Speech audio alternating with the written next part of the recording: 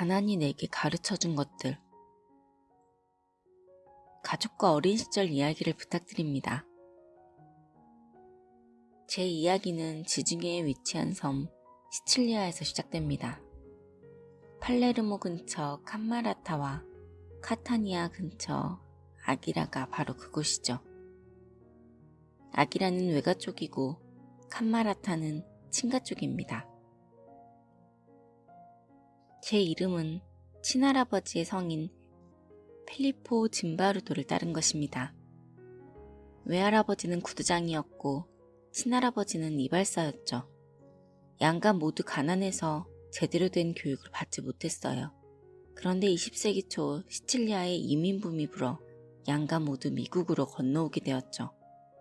덕분에 부모님은 미국에서 태어났고 저는 이탈리아계 미국인 2세대가 되었습니다. 우리 집은 늘 가난했어요. 아버지가 일하는 걸 무척 싫어하셨거든요. 그도 그럴 것이 아버지는 위로 누나만 7명인 아들이 귀한 집에서 태어나 극진한 대접을 받으며 자랐대요. 고모들은 평생 아버지를 귀여워했죠. 중년이 훌쩍 넘었는데도 어린아이 취급을 할 정도였어요. 덕분에 아버지는 일하는 것보다 대우받는 걸 좋아했어요. 경제적으로 어려울 수밖에 없는 환경이었죠. 부모님이 너무 일찍 결혼한 것도 문제였어요. 결혼과 동시에 아이 넷을 연달아 낳았으니 얼마나 힘들었을지 안 봐도 훤하잖아요. 저는 대공황인 1933년 3월 23일에 태어나 사우스 브롱크스에서 자랐습니다. 뉴욕의 대표적인 빈민가죠.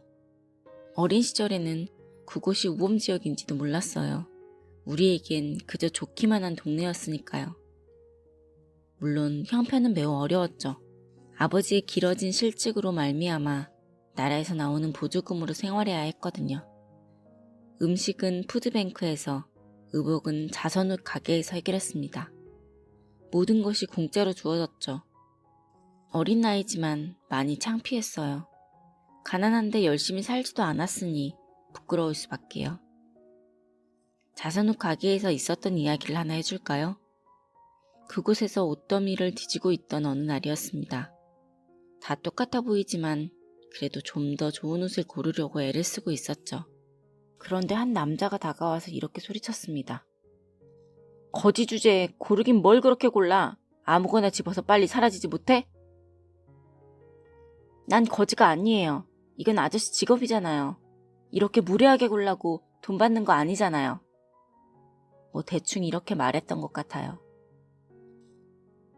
가난한 사람들이 끄집어내기 싫어하는 빈곤의 단면이죠. 가난 때문에 느끼는 굴욕감 같은 것. 그 후 전쟁이 났고 아버지는 전자제품에 관심이 생겼습니다. 관련 지식은 없었지만 경력 있는 동업자를 만나 작은 라디오 판매점을 열었고 돈을 벌기 시작했습니다. 이스트 151번가 1005번지. 당시 살던 아파트 주소입니다. 마침 아래층에 라디오 판매점을 하는 푸에르토 리코인이 살고 있었어요. 아버지는 그에게서 기술을 배웠고 1947년 배선도만 보고도 텔레비전을 만들 수 있게 됐습니다. 그때 기억이 아직도 선명하게 남아있어요.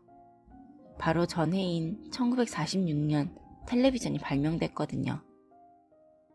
아버지가 만든 작은 8인치 텔레비전으로 월드 시리즈를 봤어요.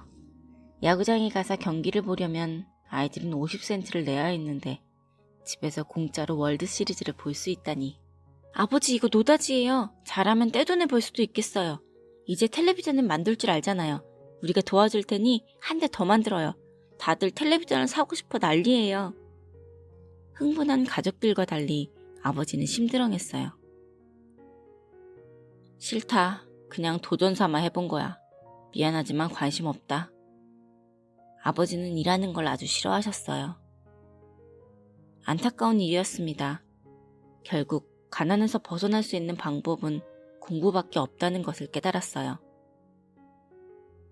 이런 사실을 아주 어릴 때 깨우쳤죠.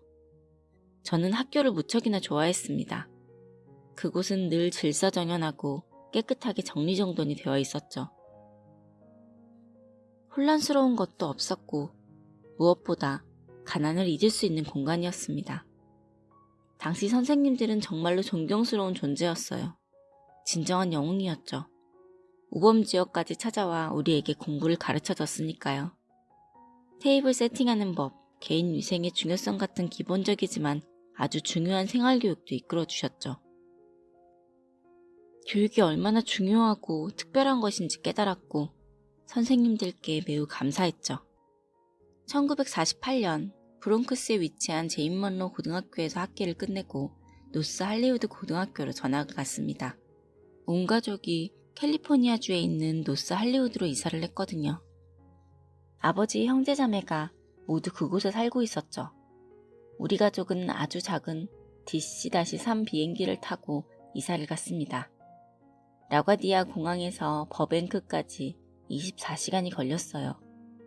비행기는 여러 곳을 경유하느라 중간에 서너 번 섰지만 어린 저는 그저 신날 뿐이었죠. 당시 캘리포니아 할리우드는 심각한 불황의 늪에 빠져 있었습니다. 영화가 비디오에 밀려날지도 모른다는 우려가 도시 전체 분위기를 암울하게 만들었거든요. 결국 우리 가족은 캘리포니아를 떠나야 했습니다. 그곳에는 아버지가 할 만한 일이 딱히 없었어요. 환경은 아름다웠지만 뉴욕에서 살 때보다 더 가난해졌죠. 캘리포니아는 정말로 아름다운 곳이었습니다. 사방이 콘크리트와 강철, 아스팔트뿐인 브롱크스에서 살다 왔으니 그곳이 얼마나 좋았겠어요. 하지만 천국 같은 캘리포니아에서의 생활은 개인적으로 지옥과 다름없었습니다.